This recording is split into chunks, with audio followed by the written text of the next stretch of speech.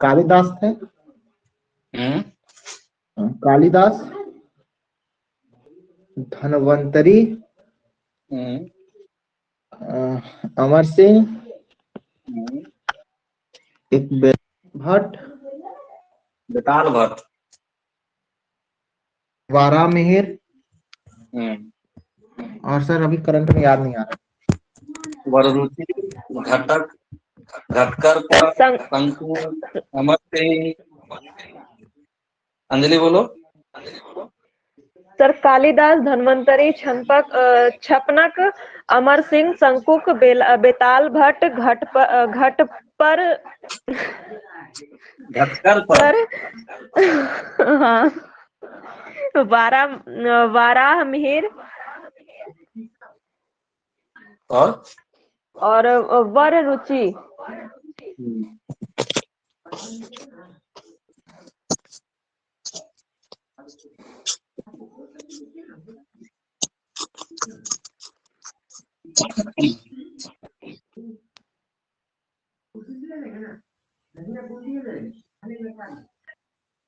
चलो आगे करते हैं।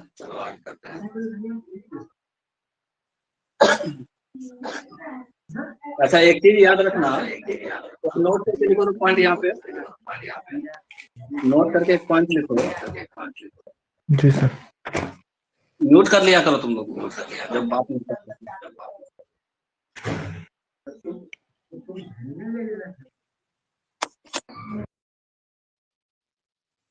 नोट करके लिखो। चंद्रगुप्त द्वितीय के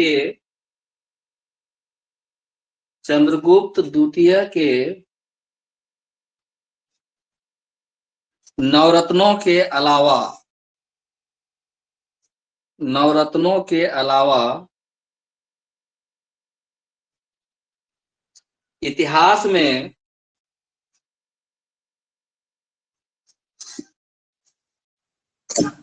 मुगल सम्राट अशोक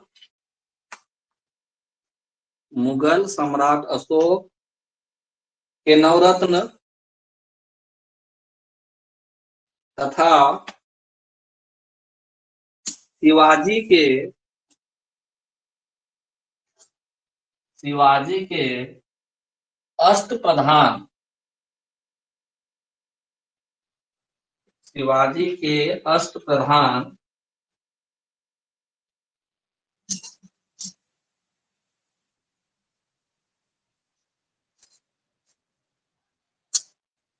का वर्णन मिलता है।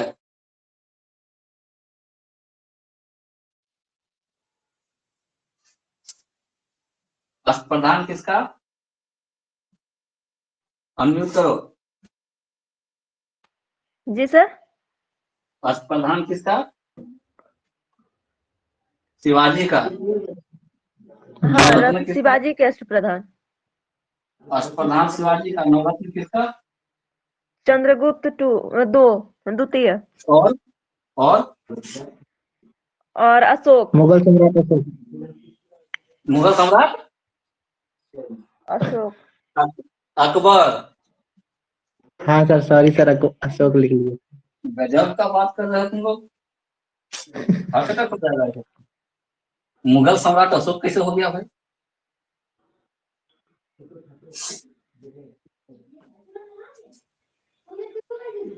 जब अकबर के बारे में पढ़ाएंगे तब उसका नवरत्न के बारे में पढ़ाएंगे, ठीक है।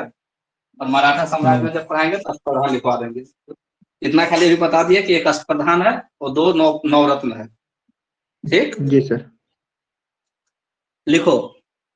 चंद्रगुप्त द्वितीय के पदाधिकारी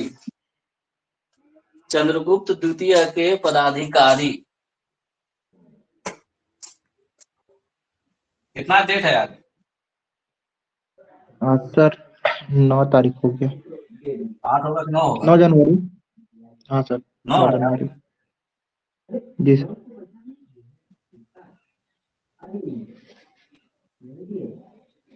चंद्रगुप्त द्वितीय के पदाधिकारी, जी। इसको विक्रमादित्य भी बोलते थे।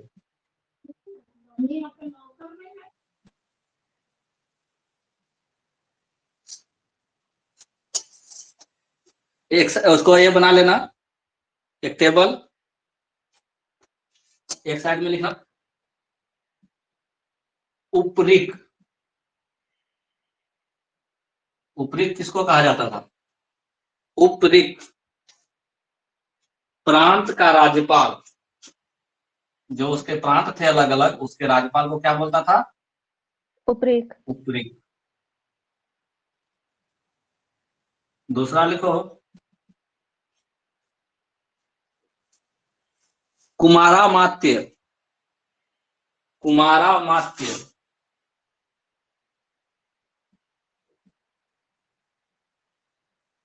कुमारामात्य प्रशासनिक अधिकारी। प्रशासनिक अधिकारी।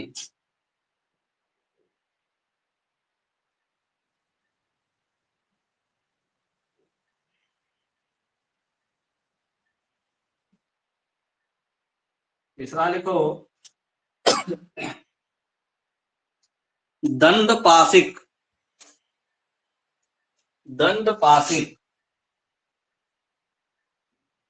नाम से क्या लग रहा है, कौन हो सकता है, कैसा अधिकारी हो सकता है? न्यायाधीश। पुलिस अधिकारी। पुलिस। दंडपाशिक पुलिस विभाग का प्रधान या पुलिस अधिकारी? पुलिस अधिकारी या पुलिस का प्रधान? पुलिस विभाग का प्रधान। एक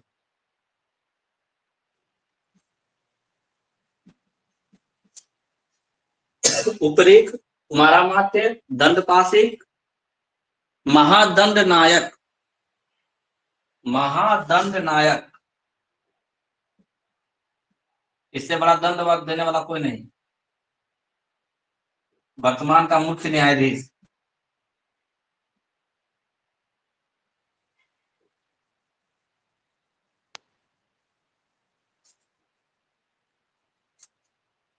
बलाधिकृत। बलाधिकृत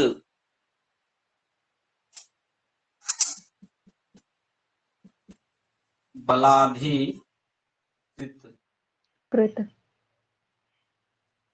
इसका लिख लो सैन्य कोष का अधिकारी। सैन्य कोष का अधिकारी।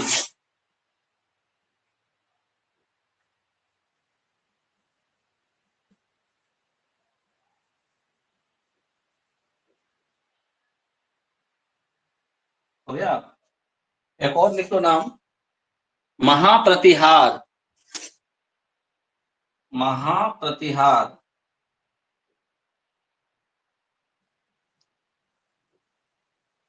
दिख रहा है बोर्ड, ब्राइटनेस बढ़ा रहा है,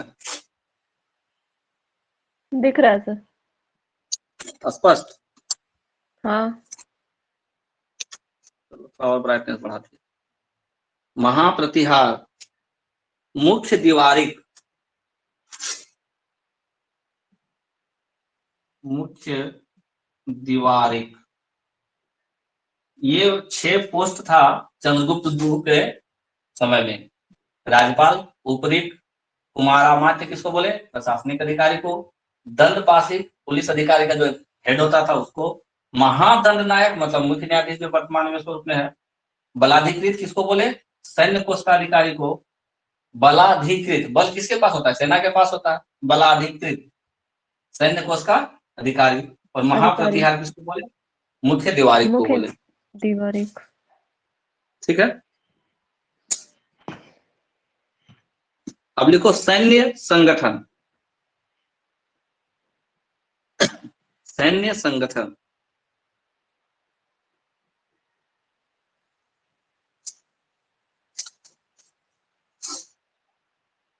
सैन्य संगठन में पहला नंबर दो सम्राट।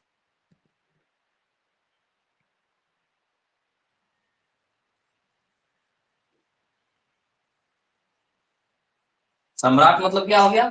सबसे बड़ा हेड। यह सेना का राजा। अध्यक्ष होता था। यह सेना का अध्यक्ष। अध्यक्ष होता था। दूसरा सम्राट से नीचे युवराज। सम्राट से नीचे कौन? युवराज। युवराज। इसके बारे में लिखो। सम्राट के वृद्ध होने पर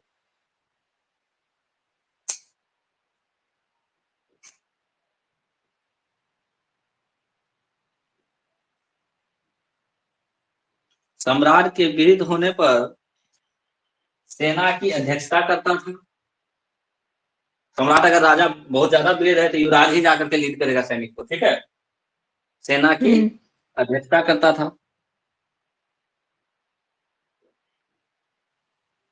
हो गया। तीसरा पोस्ट इसमें महादंड नायक का था, तीसरे स्थान पर। अगर कैटेगरी वाइज देखें तो महादंड नायक युवराज के जस्ट नीचे। महादंड नायक, महादंड नायक युवराज के नीचे। नायक। हाँ, यह युवराज के नीचे प्रधान सेनापति होता था। यह युवराज के नीचे प्रधान सेनापति होता था।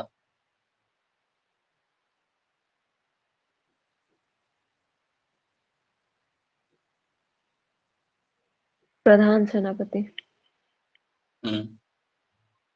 अब सेना भी तो अलग अलग तरीका का होता था। जैसे अश्व सेना, है ना, गज सेना यानी हाथी का सेना, अश्व सेना, गज सेना। एक और टाइप का सेना क्या था? रण भांडाधिकृत, रण भांडाधिकृत सेना। लिखेंगे सर? हाँ लिखना, रण भांडाधिकृत सेना। 3 प्रकार का सेना था उसका। अश्व सेना, गज सेना और रण भांडाधिकृत सेना। अब अश्व सेना का हेड को क्या बोलते थे?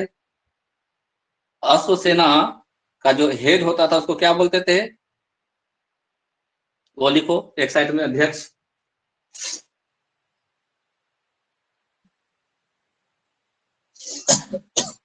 देखो, अश्व सेना के हेड को यानी अश्व सेना के प्रधान को, अश्व सेना के प्रधान को महाश्वपति, महाश्वपति, महाश्वपति या महाश्वपति या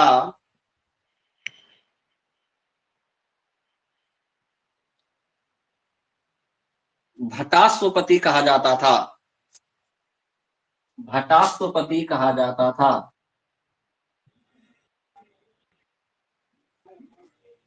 अश्व सेना के प्रधान को महाश्वपति, अश्व मतलब क्या? घोड़ा। अश्व घोड़ा। मतलब जी सर। घोड़ा। घोड़ा। तो घोड़ा का पति तो महाश्वपति या भटाश्वपति। हो गया, ऐसा किस लिया। अब नीचे लिखो गज सेना वाला। गज सेना के अध्यक्ष को, गज सेना के अध्यक्ष को महापीलुपति कहा जाता था। महापीलुपति। गज सेना के अध्यक्ष को महापीलुपति कहा जाता था।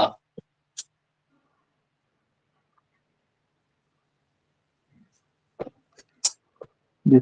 और तीसरा टाइप का तो सेना है रण भांडाधिकृति। रण भांडाधिकृति देखो, ये सैन्य कार्य में आने वाली सामग्री की व्यवस्था, ये सैन्य कार्य में आने वाली सामग्री की व्यवस्था एवं पूर्ति से संबंधित कर्मचारी थे। सर सामग्री से? एक सेकंड पूरा पढ़ो। ये सैन्य कार्य में आने वाली सामग्री की व्यवस्था एवं पूर्ति से संबंधित थे। एवं पूर्ति से संबंधित अधिकारी थे कहो या कर्मचारी लिखो।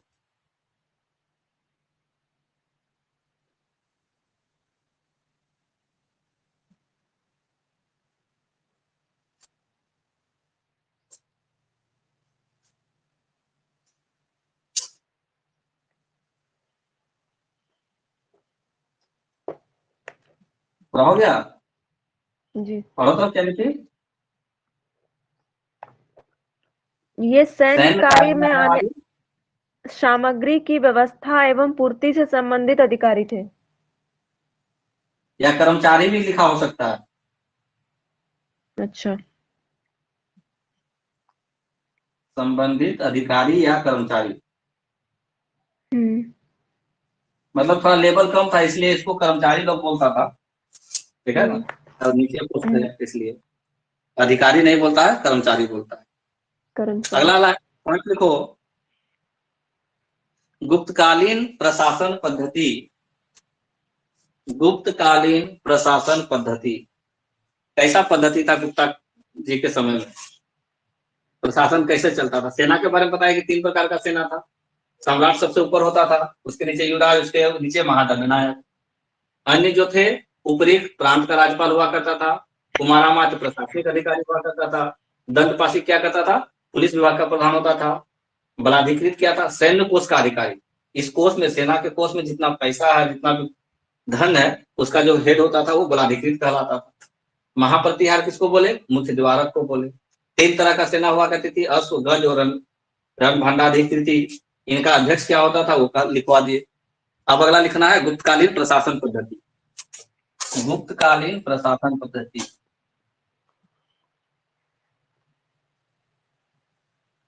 गुप्तकालीन प्रशासन पद्धति ये टॉपिक है और यहां से समझ लो कि एक क्वेश्चन आना ही है।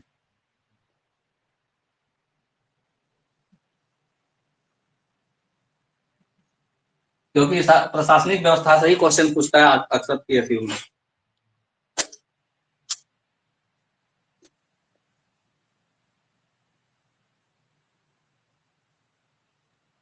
सिविल सर्विस वाला एग्जाम में इसके क्वेश्चन हमेशा रहता है। लिखो, गुप्त साम्राज्य की शासन व्यवस्था, गुप्त साम्राज्य की शासन व्यवस्था राजतंत्रात्मक थी, यानी राजा हेड होता था। प्रजातंत्र में कौन होता है? प्रजा। प्रजा जिसको चुन के भेजेगा वो प्रधानमंत्री बनता है, एमपी बनता है, एमएलए बनता है, मुख्यमंत्री बनता है। लेकिन जो राजतंत्रात्मक है व्यवस्था, उसमें क्या होता था? राजा के बेटा राजा, राजा का बेटा राजा, राजा का बेटा राजा, ठीक है। तो कैसी व्यवस्था थी गुप्त साम्राज्य में? राजतंत्रात्मक। राजतंत्रात्मक व्यवस्था थी तथा यह पद वंशानुगत होता था। तथा यह पद वंशानुगत, एक ही वंश का हो सकता है, वंशानुगत होता था। तथा जी। तथा परंपरानुसार ज्येष्ठ पुत्र को ही, परंपरानुसार ज्येष्ठ पुत्र, ज्येष्ठ मतलब बड़ा, बड़ा पुत्र को ही राजगद्दी मिलने की व्यवस्था, राजगद्दी मिलने की व्यवस्था। एक बार स्टेटमेंट पढ़ो तो थोड़ा सा। गुप्त साम्राज्य की शासन व्यवस्था राजतंत्रात्मक हुआ करता था तथा यह पद वंशानुगत होता था तथा परंपरानुसार ज्येष्ठ पुत्र को ही राजगद्दी मिलता था।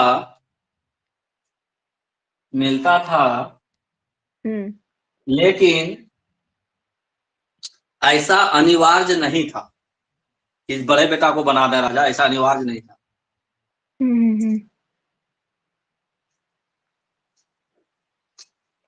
देखो, गुप्त साम्राज्य की राजधानी पाटलिपुत्र हुआ करती थी। गुप्त साम्राज्य की राजधानी पाटलिपुत्र हुआ करते थे।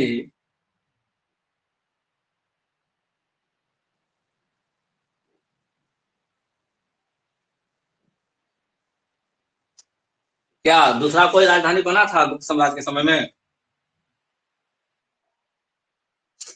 बताओ। सर बना तो था सर, उज्जैन था। किसने बनाया था जल्दी बताओ, द्वितीय राजधानी किसने बनाया था? चंद्रगुप्त द्वितीय ने सर। हाँ, कहाँ बनाया था? उज्जैन सर। उज्जैन, यहाँ लिखना है। परंतु चंद्रगुप्त द्वितीय ने परंतु चंद्रगुप्त द्वितीय ने पाटलिपुत्र के अलावा अपनी दूसरी राजधानी, म्यूट करो म्यूट, अपनी दूसरी राजधानी उज्जैन को बनाया था।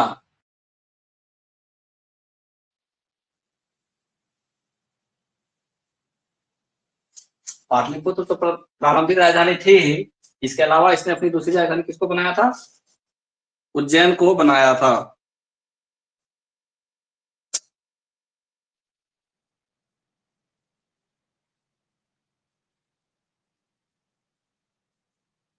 लिखो, प्रांतीय राजा एवं स्थानीय शासन की मदद से, प्रांतीय राजा एवं स्थानीय शासन की मदद से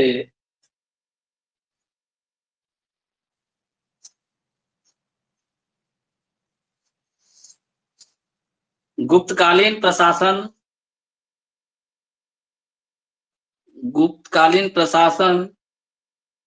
चलता था। गुप्तकालीन प्रशासन चलता था। हो गया? हाँ। नीचे लिखो, राज्य कई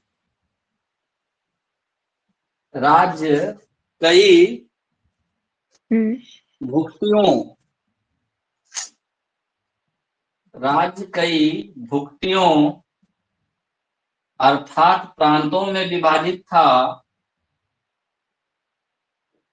राज्य कई भुक्तियों, भुक्ति शब्द याद रखना, भुक्तियों अर्थात प्रांतों में विभाजित था, जिसका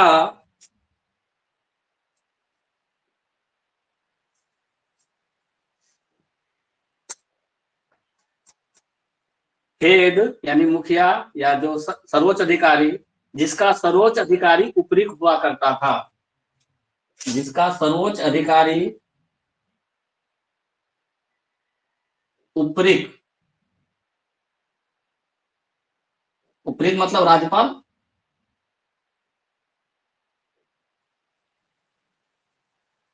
उपरीक ब्रैकेट में राज्यपाल हुआ करता था। भुक्ति का हेड कौन हुआ?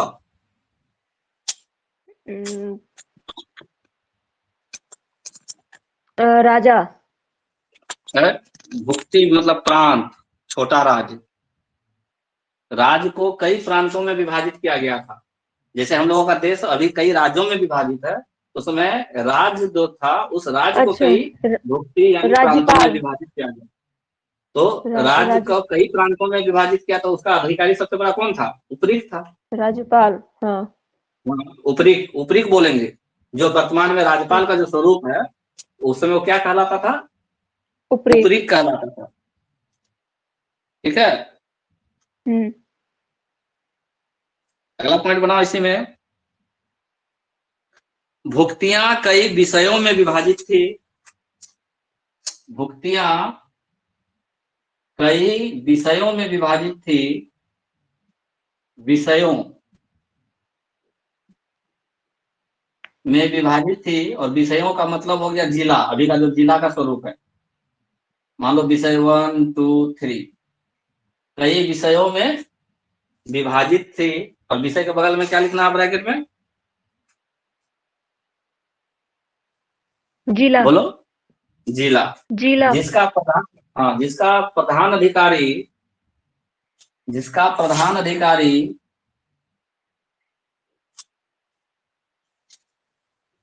विषयपति कहलाता था। जिसका प्रधान अधिकारी विषयपति कहलाता था।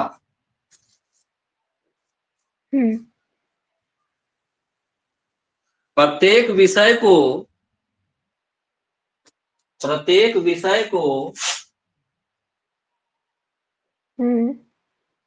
कई विधियों में विभाजित किया गया था। विधियों, कई विधियों में विभाजित किया गया था। जिसका प्रधान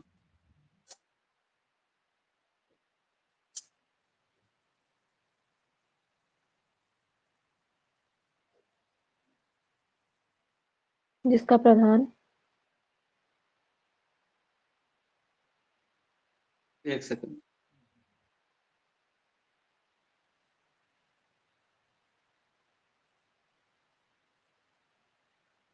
वित्थी का प्रधान, इसका प्रधान मत लिखो अभी, क्या लगा लिखवा रहे हैं। इसका प्रधान मत लिखो। कई वित्थियों में विभाजित किया गया था, हो गया। हाँ कई वित्थियों में विभाजित किया गया था था तथा प्रत्येक वित्थी तथा प्रत्येक वित्थी तथा प्रत्येक वित्थी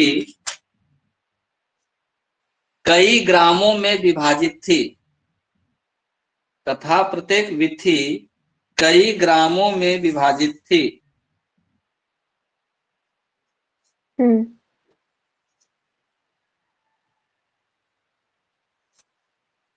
हो गया।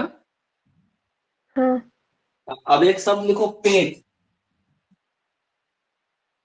पेट दिख रहा है क्या? नहीं बोर्ड नहीं सर, अभी नीचे वाला नहीं दिख रहा है। दिखेगा, अब दिखा। हाँ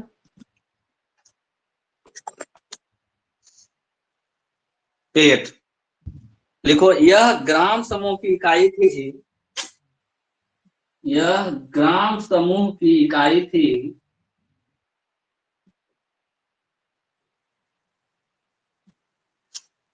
यह ग्राम समूह की इकाई थी तथा ग्राम प्रशासन की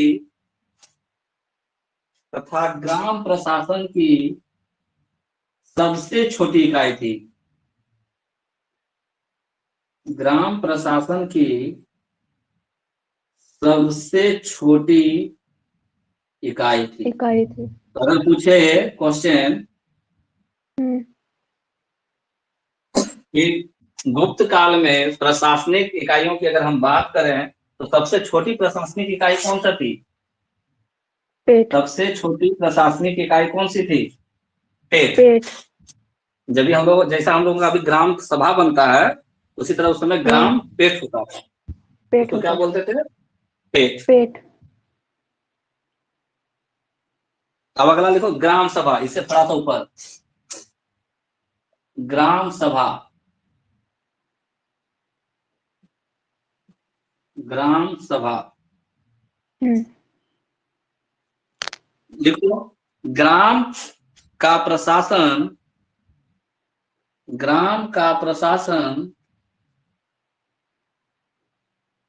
ग्राम सभा द्वारा संचालित होता था। ग्राम सभा द्वारा संचालित होता था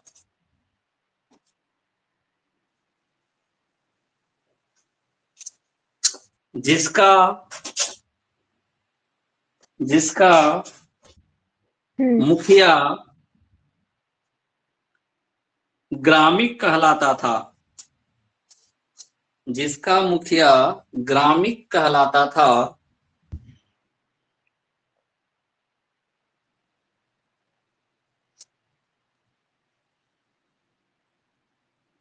जिसका मुखिया क्या कहलाता था? ग्रामिक। ग्रामिक कहलाता था तथा अन्य सदस्य महत्तर कहलाते थे। तथा अन्य सदस्य महत्तर कहलाते थे।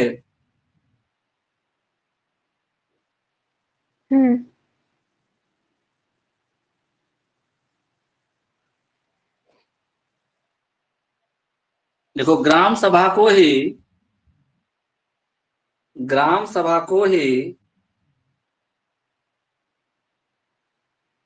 पंचमंडली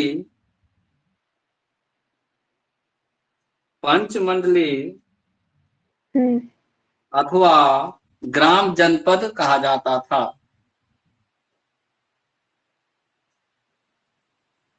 ग्राम सभा को ही पंचमंडली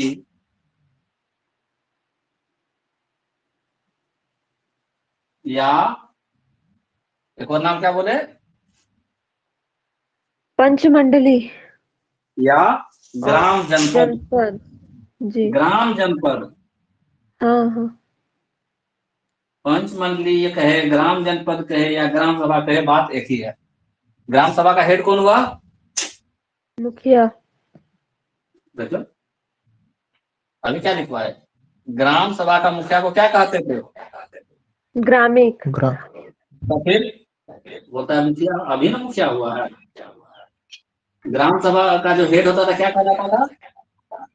ग्रामीण। ग्रामीण। और अन्य सदस्य इसका क्या कहलाएगा? महत्तर। महत्तर। ऐसे तुरंत बोलते हैं, तुरंत लिखती है, तो इसको कुछ बोल देती है। तो सबसे छोटी प्रशासनिक इकाई का क्या नाम था गुप्तकालीन प्रशासन व्यवस्था में? पेट। पेट। पेट। पेट से ऊपर म्यूट करो एक आदमी। पेट से ऊपर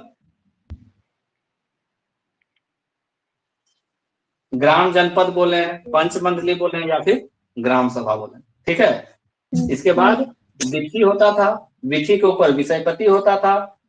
विषय विषय जो जिला हम लोग जिसको बोलते हैं, और जिला के ऊपर में भुक्ति होता था जिसको हम लोग प्रांत बोलते हैं।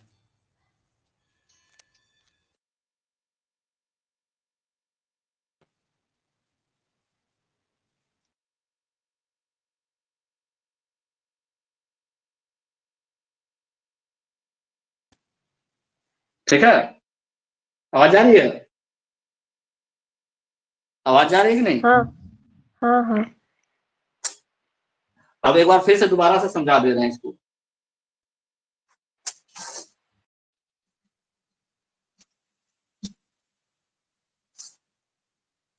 जो गुप्त साम्राज्य था,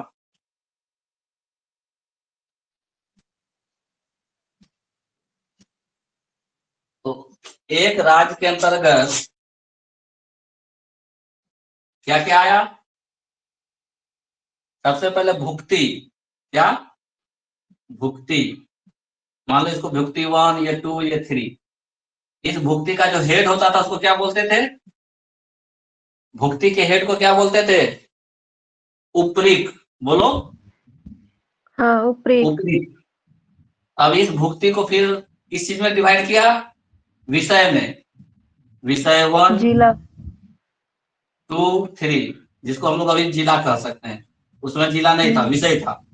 और इसका हेड क्या कहलाता था? विषय का हेड क्या कहलाता? विषयपति कहलाता था। विषयपति। फिर एक विषय को किस चीज में डिवाइड किया गया?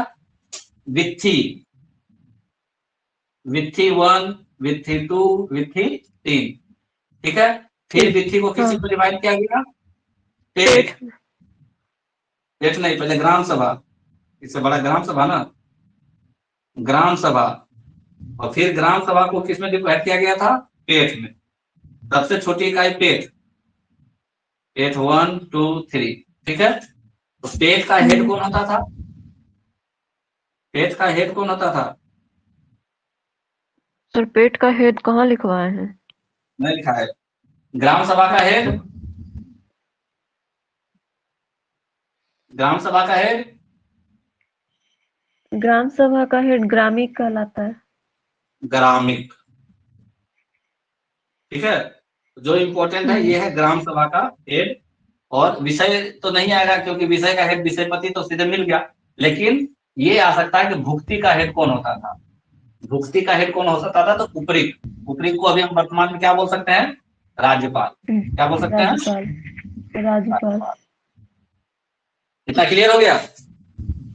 हाँ। इतना क्लियर हो गया?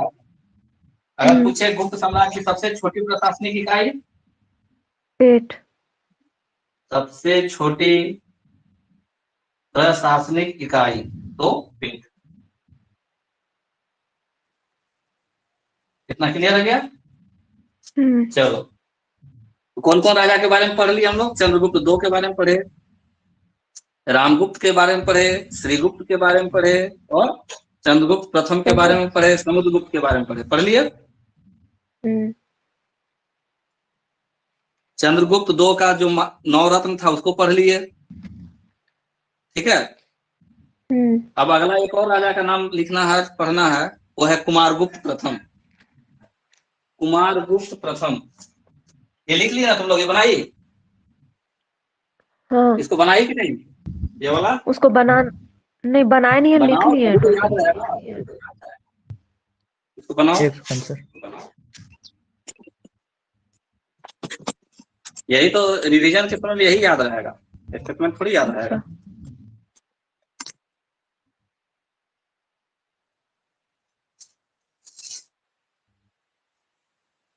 अच्छा, राज्य कई भुक्ति में बटा, भुक्ति 1, भुक्ति 2, भुक्ति 3, भुक्ति का हेड ऊपरी, भुक्ति को कई विषय में बांटे, विषय का हेड विषयपति, फिर विषय को किस में बांटे, विधि में बांटे, विधि को किस में बांटे, ग्राम सभा में बांटे, ग्राम सभा को पेट में बांटे।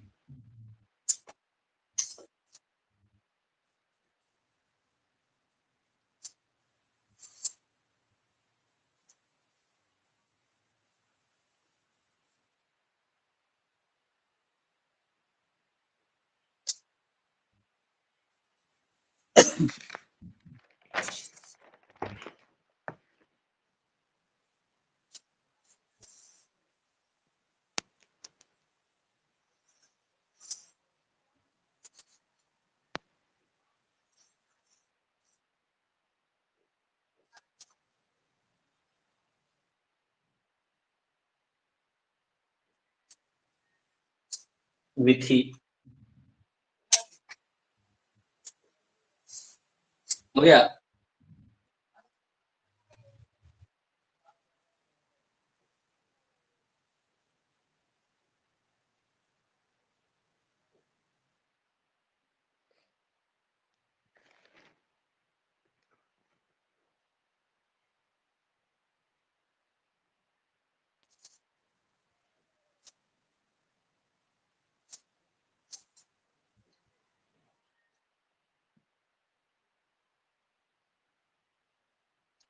गुप्त साम्राज्य में 2 और राजा के बारे में पढ़ना है, कुमारगुप्त 1 और स्कंदगुप्त।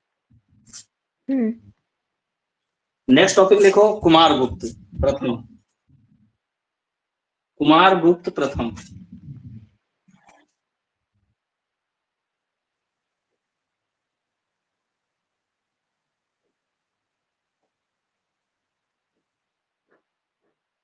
कुमारगुप्त प्रथम। कुमारगुप्त प्रथम का शासनकाल, कुमारगुप्त प्रथम का शासनकाल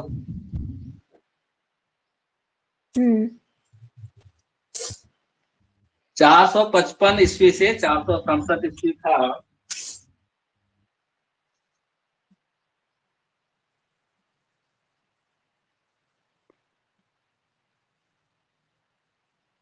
चार सौ पचपन से 467 ईस्वी।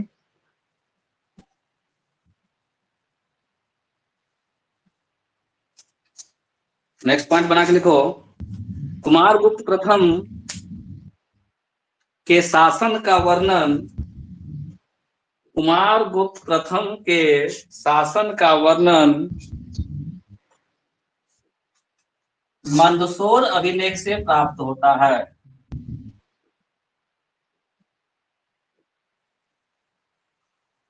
कुमारगुप्त प्रथम के शासन का वर्णन मंदसौर अभिलेख से प्राप्त होता है।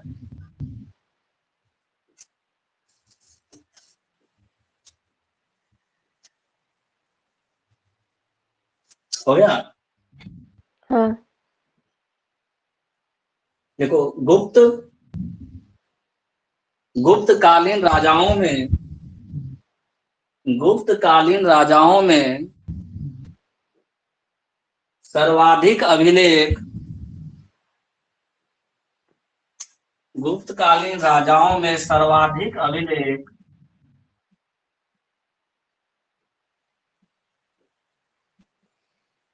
कुमारगुप्त प्रथम के ही प्राप्त हुए हैं। कुमारगुप्त प्रथम के ही प्राप्त हुए हैं। जितना भी गुप्त साम्राज्य का राजा था उसमें सबसे ज्यादा अभिलेख किसका प्राप्त हुआ है? कुमारगुप्त प्रथम। प्रथम का। ब्रैकेट में लिखना 18 अभिलेख, कुल 18 अभिलेख इसका मिला है। कितना अभिलेख मिला है? 18। 18। लिखो, कुमारगुप्त प्रथम को ही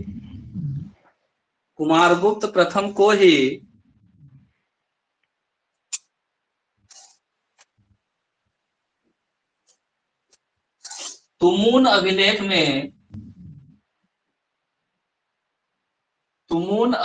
में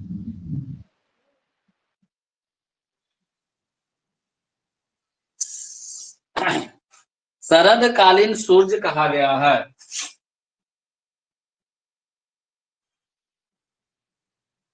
शरदकालीन सूर्य मतलब क्या हुआ?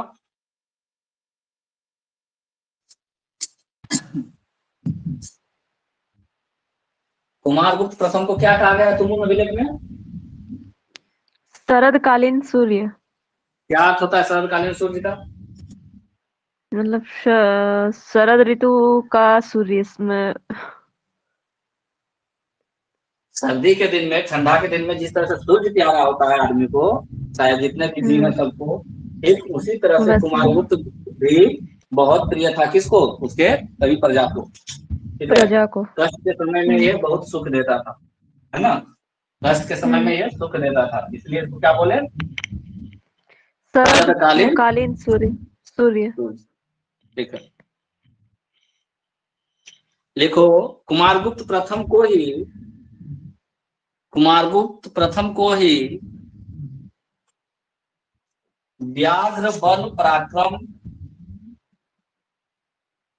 व्याघ्र बल पराक्रम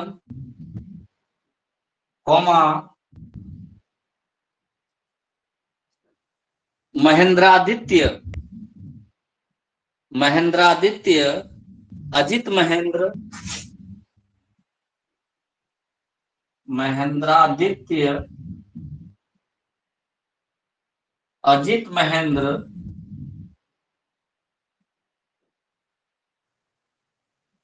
कौमा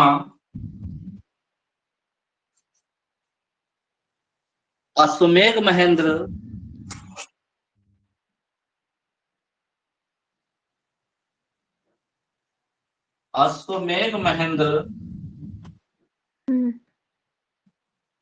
आदि की उपाधियां दी गई हैं।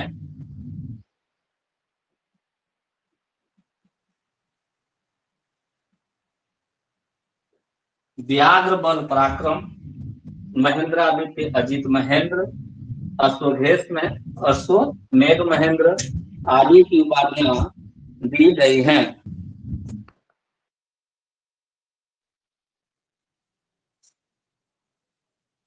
हो गया?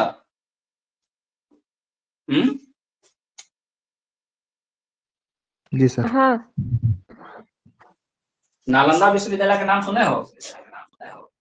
जी सर। अगला पॉइंट देखो, नालंदा विश्वविद्यालय की स्थापना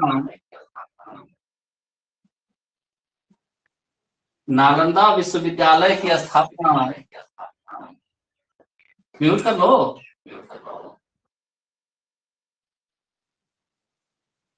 नालंदा विश्वविद्यालय की स्थापना कुमारगुप्त प्रथम ने ही की थी।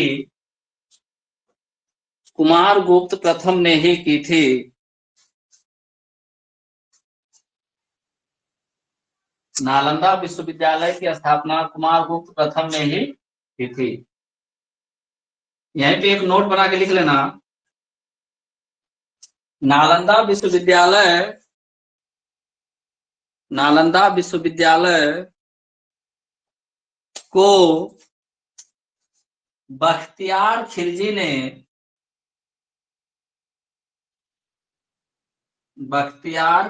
ने नष्ट कर दिया था।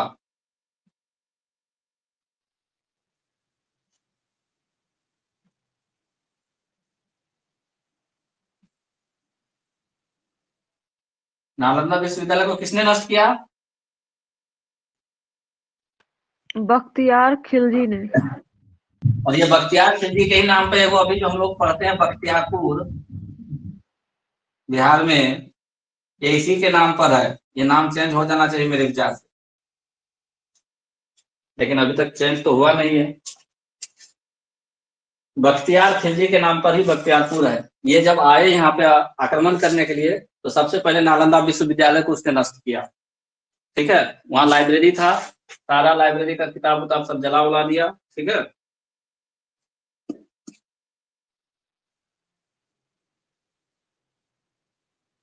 लिख लिए सब? हाँ।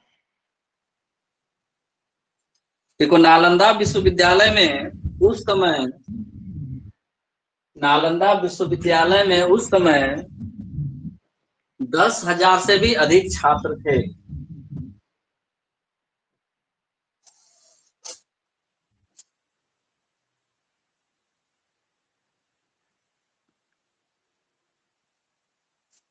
हो गया?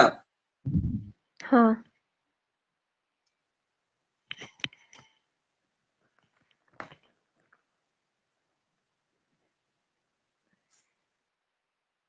एक और स्टेटमेंट लिखो। नालंदा विश्वविद्यालय में एक विशाल पुस्तकालय था। नालंदा विश्वविद्यालय में एक विशाल पुस्तकालय था,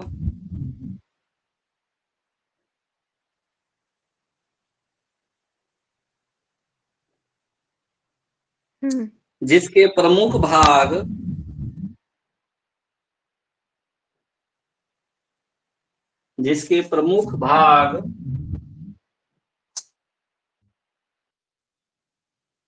रत्न रंजक,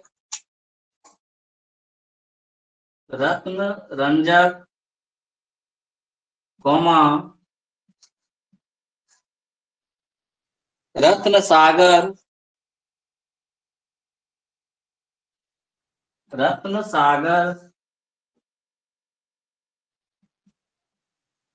कौमा रत्नोदधि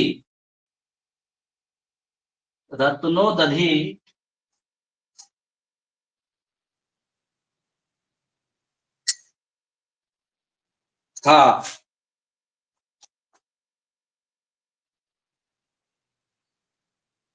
हो गया?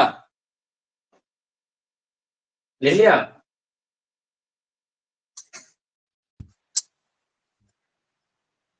इस पुस्तकालय को, या पुस्तकालय नहीं लिखो, इस विश्वविद्यालय को, या नालंदा विश्वविद्यालय लिख सकते हो। नालंदा विश्वविद्यालय को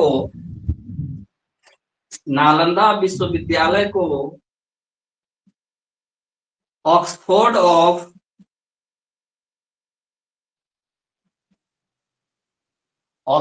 ऑफ महायान बौद्ध भी कहा जाता है।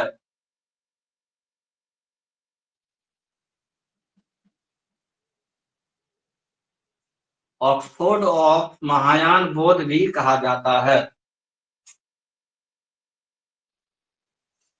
लिख लिया? ऑक्सफोर्ड ऑफ महायान बौद्ध भी कहा जाता है।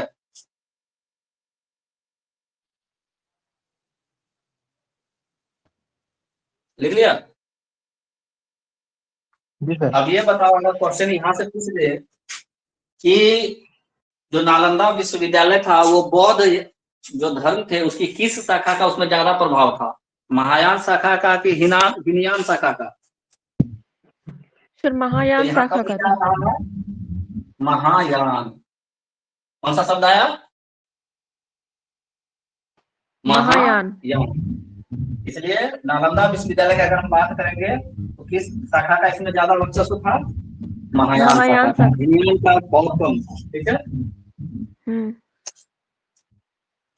किसने नष्ट किया?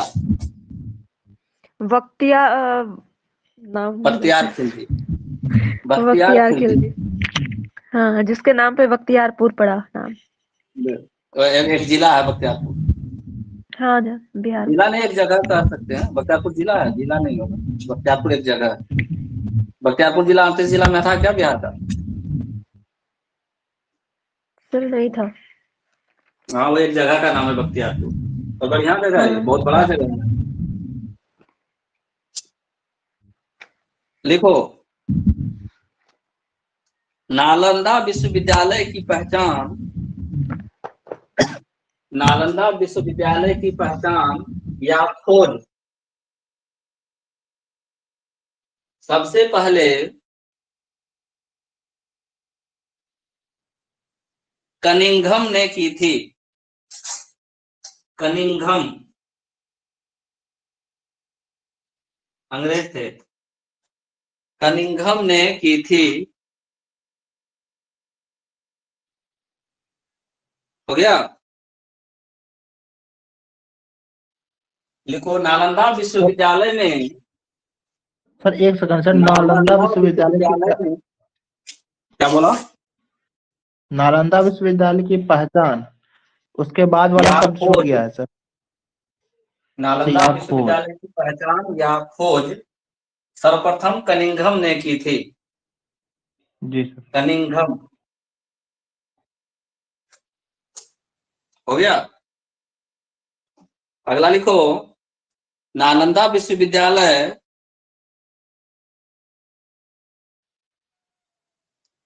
की अपनी मुद्रा थी। नालंदा विश्वविद्यालय की अपनी मुद्रा थी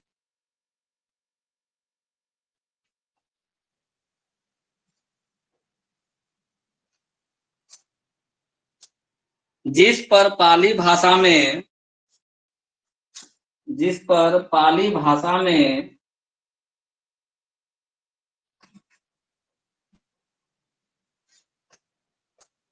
श्री नालंदा महाविहार,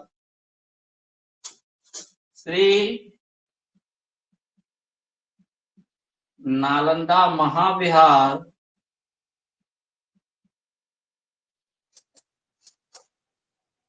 आज भिक्षु संघस्थ, आर्य भिक्षु संघस्थ, संघस्थ उत्कीर्ण था। आज भिक्षु संघस्थ तो उत्कीर्ण था। संघस्थ, हाँ, थ है। संघ, संघ मेरा ना, ग्रुप, संघस्थ उत्कीर्ण था।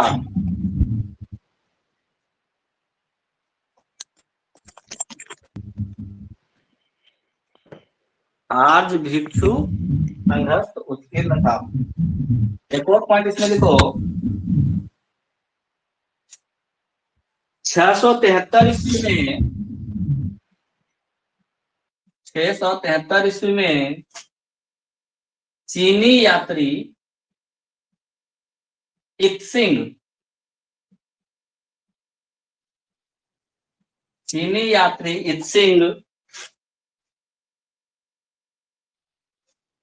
नालंदा विश्वविद्यालय आया था। नालंदा विश्वविद्यालय आया था।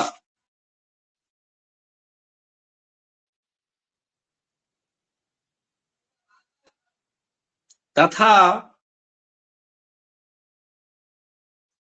यह विक्रमशिला विश्वविद्यालय भी गया था। तथा वह विक्रमशिला विश्वविद्यालय भी गया था। नालंदा भी और विक्रमशिला विश्वविद्यालय भी। विक्रमशिला विश्वविद्यालय कहाँ था? कहलगांव, कहलगांव के पास पड़ता है, भागलपुर पड़ता है। नालंदा और विक्रमशिला विश्वविद्यालय। कौन आया था? इत्सिंग आया था। कब आया था? 1973 में। तो इत्सिंग ने जो बुक लिखा उसमें उसने नालंदा विश्वविद्यालय का भी वर्णन किया है और विक्रमशिला विश्वविद्यालय का भी वर्णन किया है। ठीक है, इत्सिंग ने अपने बुक में किसका वर्णन किया है? विक्रमशिला और नालंदा विश्वविद्यालय। देखो चीन का ना 3 लोग यहाँ आया था, तो यहाँ बता देते हैं हिस्ट्री में। चीन के 3 यात्री आए थे। एक जगह लिख लो, यहाँ पे क्वेश्चन आ जाता है। चीनी यात्री, 3 चीनी यात्री आए थे भारत। कितने चीनी यात्री आए थे? 3। 3। पहला का नाम है फाहियान। फाहियान। दूसरा का नाम है वैनसांग। वैनसांग। और तीसरा का नाम अभी भी बताए, इत्सिंग। इत्सिंग। यहाँ से अक्सर क्वेश्चन आता है कि किसके शासन काल में ये आया था, या फिर ये आ सकता है कि किस समय आया था, 6वीं शताब्दी, 5वीं शताब्दी, 7वीं शताब्दी, इस तरह से। ठीक है, तो तीन एक बॉक्स बना के लिख लो। फाहियान जो था ये सबसे पहले आया था चंद्रगुप्त II के शासनकाल में। किसके शासनकाल में अभी पढ़ाए हैं? चंद्रगुप्त II। चंद्रगुप्त विक्रमादित्य बोलते हैं, चंद्रगुप्त विक्रमादित्य को बोलते हैं, चंद्रगुप्त विक्रमादित्य को बोलते हैं। ठीक है, कौन से सदी में आया था? तो 5वीं सदी में। 5वीं सदी में। ठीक है, इसने जो बुक लिखा ये भी लिखी लो, जिस पुस्तक में यहाँ का वर्णन किया है। सब जब बना रहे हैं तो ये भी बनाई दो, एक टेबल बना दो इसका। चीनी यात्री, शासनकाल, समय और उसके द्वारा लिखी गई पुस्तक। कौन सा पुस्तक लिखा भाई इसने? फुकोकी। किताब का क्या नाम है? फुकोकी। फुकोकी। पूरा बोर्ड दिख नहीं रहा। दिख जाएगा पूरा बोर्ड।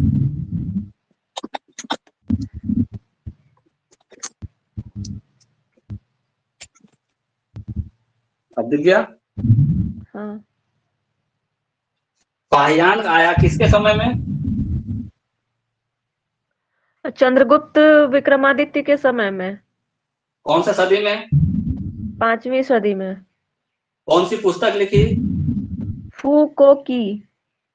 देखो, फौ से फाहियान, पुस्तक का नाम फौ से फुकोकी।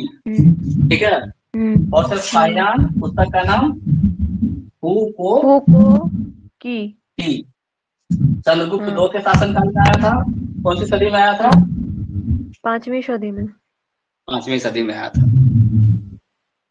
तो अगर पूछे कि फाहियान ने भारत के बारे में जो लिखा तो उसमें किसके शासनकाल के बारे में लिखा होगा? अब तक फुकोकी में किसके शासनकाल के बारे में लिखा होगा? तो ये चंद्रगुप्त विक्रमादित्य के शासनकाल के बारे में ना? चंद्रगुप्त विक्रमादित्य के शासनकाल में ये क्वेश्चन आता है। चंद्रगुप्त II के शासनकाल में उस समय उसकी कैसी सामाजिक संरचना क्या थी, किस तरह से उसका प्रशासन चलता था, उसका कैसा राज्य व्यवस्था था, उसकी आर्थिक स्थिति क्या थी, इसके बारे में कौन से पुस्तक में लिखा है? फुकोकी में। ठीक है, इसके बाद आया वैनसांग। वैनसांग जब आया तो उस समय हमारे यहाँ राजा थे Harshvardhan. H for van, H for Harsh. ठीक है, हौ से वैन, हौ से हर्ष। हौ से वैन, हौ से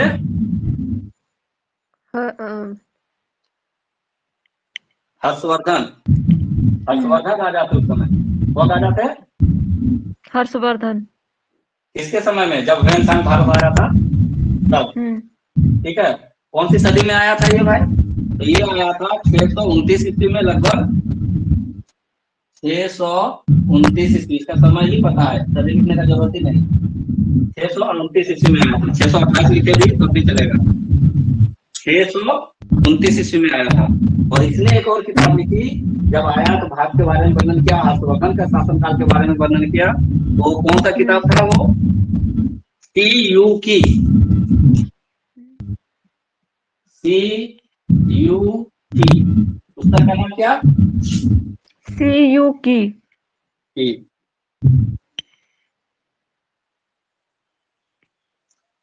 तो हर्षवर्धन के राजकाल के बारे में, उसके समाज के बारे में, उसमें कैसा समाज था उसके बारे में किसने लिखा? वैनसांग ने लिखा। और किस किताब में लिखा? सीयूकी में। अब इसका नाम और किताब का नाम कैसे करेंगे? कौन से फाहियान किए थे? कौन से फूको की किए थे।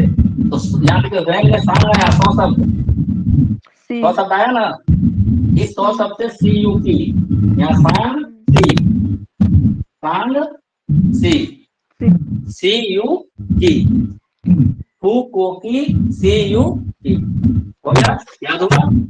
तीसरा यात्री बताया कब आया 673 ईस्वी में, कौन, इत सिंह। इत सिंह 673 ईस्वी में कौन आया, इत सिंह। इत सिंह तो जब इत सिंह आया 7वीं शताब्दी में, तो इस समय कौन राजा था, 7वीं शताब्दी में कौन राजा था, अभी पढ़ेंगे इसके बारे में, ठीक है, लिख लेंगे इसका राजा के बारे में, कौन था इत सिंह के समय का राजा। ठीक, इसको जगह यहाँ पे छोड़ देना, अभी 7वीं शताब्दी में पहुंचेंगे, अभी कहाँ है हम लोग 467 में है ना, 7वीं शताब्दी में पहुंचेंगे तो इसका साथ लिख देंगे राजा के बारे में, ठीक, इत सिंह के बारे में।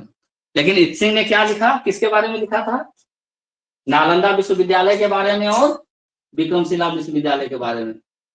हाँ। नालंदा विश्वविद्यालय के बारे में और विक्रमशिला विश्वविद्यालय, विक्रमशिला विश्वविद्यालय के बारे में।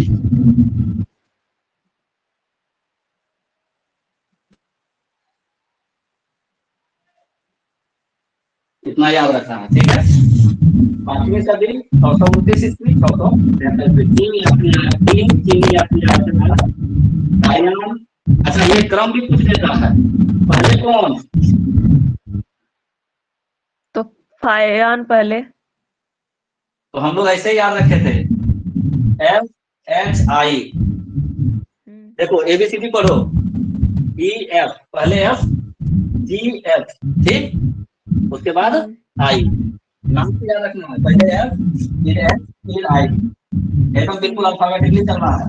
पहले कौन, F, F for Fahien, H for रैमसान और I फॉर इत सिंह। FHI हमको याद रखना है, FHI, FHI, ये क्रम पूछता है, कई बार ये क्रम पूछ देता है, पहले कौन, ठीक है, क्रम में कौन पहले आया, तो ABCD याद रखना है, पहले F फिर H फिर I, ठीक है ना, क्रम भूलेगी नहीं, FH I। चलो पढ़ा रहे थे वहां, लेकिन इत सिंह का चर्चा आ गया था, इसलिए हमको ये लिखवाना पड़ा।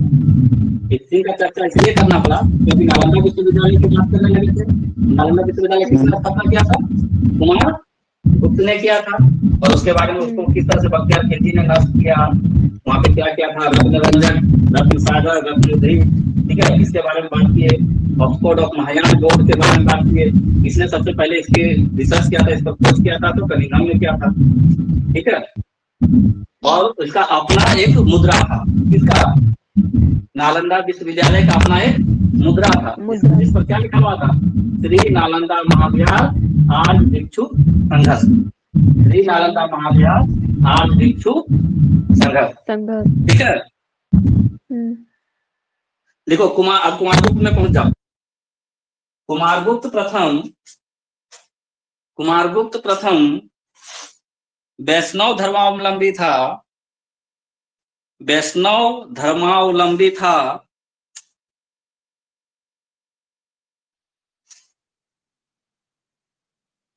ठीक है।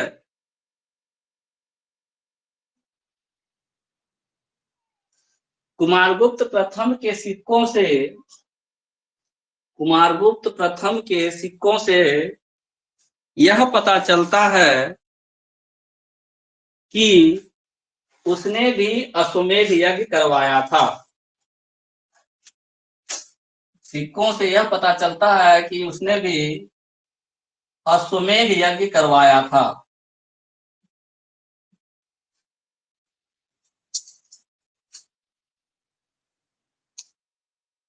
हो गया।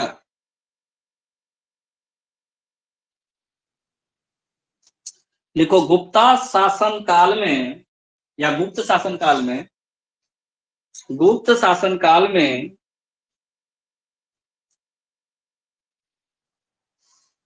सर्वाधिक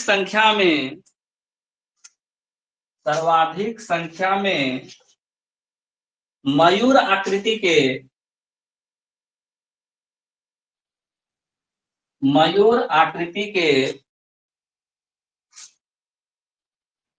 रजत मुद्राएं प्रचलित थी। रजत कहने का मतलब क्या?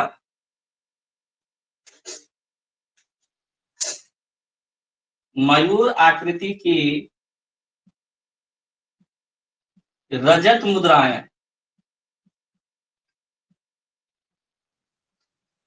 प्रचलित थी।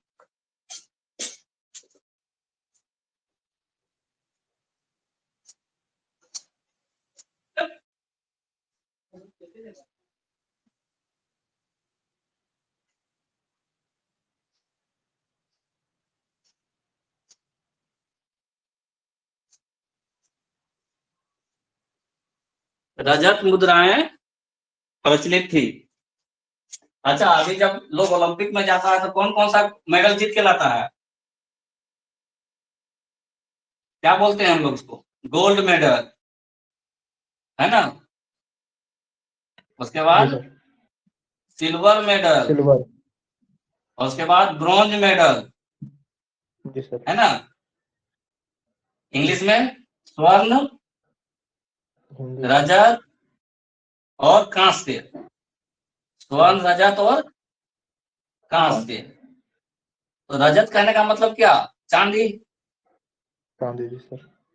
यानी जो गुप्त साम्राज्य था उस समय मयूर आकृति की जो मुद्राएं थी वो किस चीज की बनी होती थी?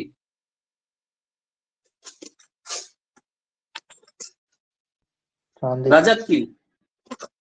रजत यानी चांदी। रजत यानी चांदी की मुद्राएं बनी होती थी। ठीक है। जी। तो यहाँ से हो गया कुमारगुप्त प्रथम का भी काम, जो भी याद करना था वो हो गया। अच्छा, एक पॉइंट इसी में लिखो, रजत की जी इन सर। मुद्राओं को रजत की इन मुद्राओं को उस समय दिनार कहा जाता था। रजत की इन मुद्राओं को उस समय दिनार कहा जाता था। दिनार। तो दिनार शब्द कहां से आया? गुप्त साम्राज्य का जो रजत मुद्रा था उस वहां से आया। अभी भी दिनार किसी का है, किसी राज्य का, किसी देश का, बल्कि ये मुद्रा है। दिनार कहाँ का मुद्रा है? जैसे भारत का रुपया चलता है ना, उस तरह से दिनार भी कहीं चलता है। मयूर आकृति की रजत मुद्राएं थी। किस चीज की थी? चांदी की थी। और चांदी की थी तो उसको हम लोग क्या बोलते थे उस समय? दिनार बोलते थे। क्या बोलते थे? दिनार बोलते थे। दिनार बोलते थे। तो आज का कहानी यही खत्म करते हैं। ठीक है। जी कुछ सर। और छूटा है या पूछना है तो बोलो। सर एक बार टाइम यदि चेंज करते हैं तो हमको भी बता दिया कीजिएगा, हमको दिक्कत हो जाता है ऐसे अचानक पता चलने से। इसी को तो, यही तो चेंज करवाया था। ऐसे हम थोड़ी हमको चेंज किए दिक्कत थे। हो जाता है सर।